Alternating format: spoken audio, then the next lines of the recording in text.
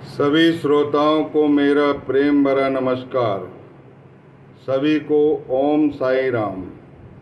हमने पिछली कथा में ये भिक्षावृत्ति के संबंध में कौन पात्र है कौन अपात्र है उसके संबंध में पढ़ा था। मैं आपसे निवेदन करना चाहता हूँ कि अपने द्वार पर जो भी व्यक्ति आए उसकी पात्रता और अपात्रता पे अपने को ध्यान नहीं रखना है और उसे भिक्षा देना है। और ये भी नहीं करना है, ये भी नहीं सोचना है, मन में ये भी विचार नहीं लाना है कि इससे हमको कौन सा पुण्य फल मिलेगा। लेकिन मेरा आपसे अनुरोध है कि उस व्यक्ति को कभी खाली लौटाना नहीं है।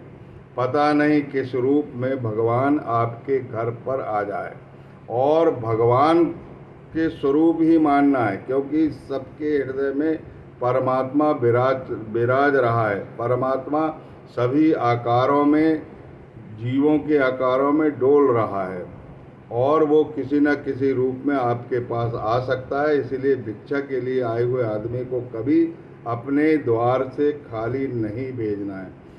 अखण्डमण्डलाकारं व्याप्तमेन चराचरं तत्पदं दर्शितं मेन तस्मै श्रीगुरुवे नमः।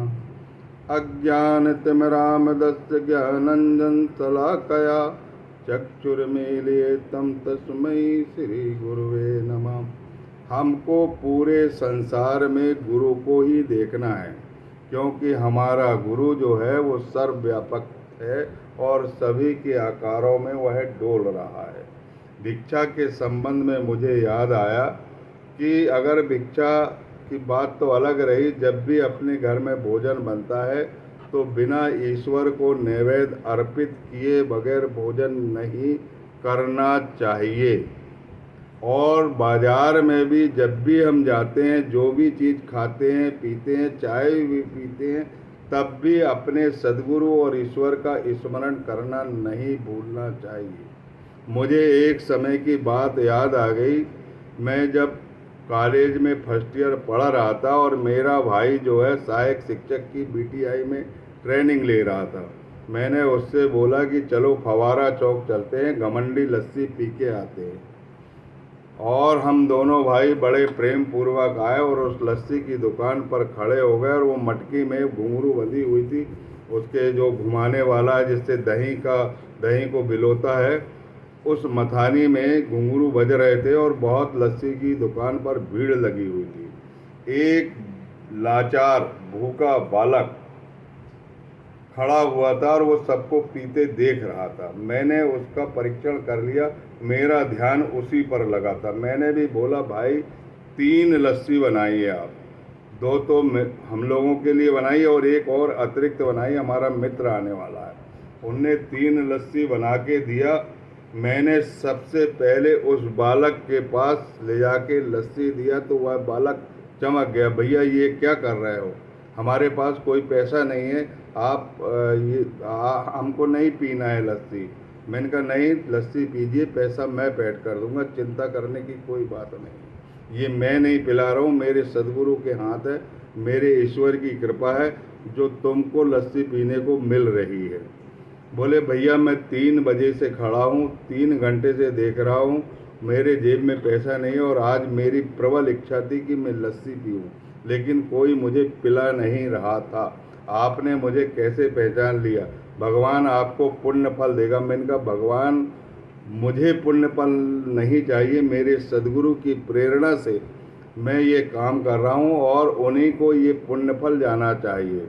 मेरा सबसे अनुरोध है, अगर सद्गुरु से प्रेम कर रहे हैं तो कोई भी पुण्य फल अपने पास नहीं रखिए, अपने सद्गुरु की ओर भेजते रहो, क्योंकि हमारा जो जीवन है वो सद्गुरु के लिए है और हमारा जो शरीर है वो सद्गुरु के लिए है, मन और बुद्धि सब सद्गुरु के लिए, क्योंकि वो हमको कष्टों से बचाते हैं और इस भवसागर से पार लगाते हैं। मेरा भाई मुझसे पूछता है कि तूने उस बालक को क्यों लस्सी पिलाया, तो मैंने बोला कि भैया बहुत जगह तुमने देखे होंगे, बड़ी बड़ी जगह लोग अपना नाम कमाने के लिए, अपना गौरव बढ़ाने के लिए, जिस प्रकार उसने घमंडी लस्सी का नाम लिखा है, उस घमंड से पैसा दान करते हैं ताकि हमारा नाम हो और चारों तरफ हमारे नाम की प्रशंसा पहले कि हम दानी व्यक्ति हैं। 20 लाख की कथा, 20 लाख का चढ़ोतरी और ऊपर से और दान करना और माइक में बहुत सारी प्रशंसा सुनना लोगों को अच्छा लगता है,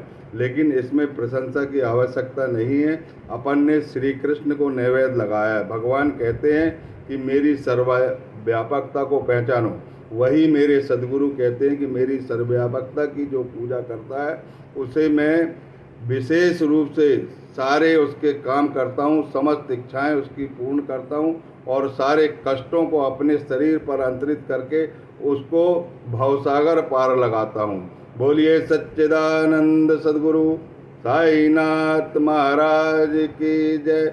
इस भिक्षावृत्ति के पाठ से हमको ये शिक्षा मिलती है कि हमारे द्वार पर जो कोई भी आता है, जैसे भी आता है, उसे भिक्षा दीजिए। अगर भिक्षा देने के लिए आपके पास कुछ नहीं है तो उसे धुतकारो मत, प्रेम पूर्वक उससे व्यवहार करो और उसे घर से खाली हाथ बिल्कुल नहीं लौटाना चाहिए। यह हमारे सद्गुरु का कहना है, क्योंकि भगवान किसी न किसी रूप में आपके घर आके परीक्षा ले सकते हैं। इसीलिए इस बात का ध्यान रखना।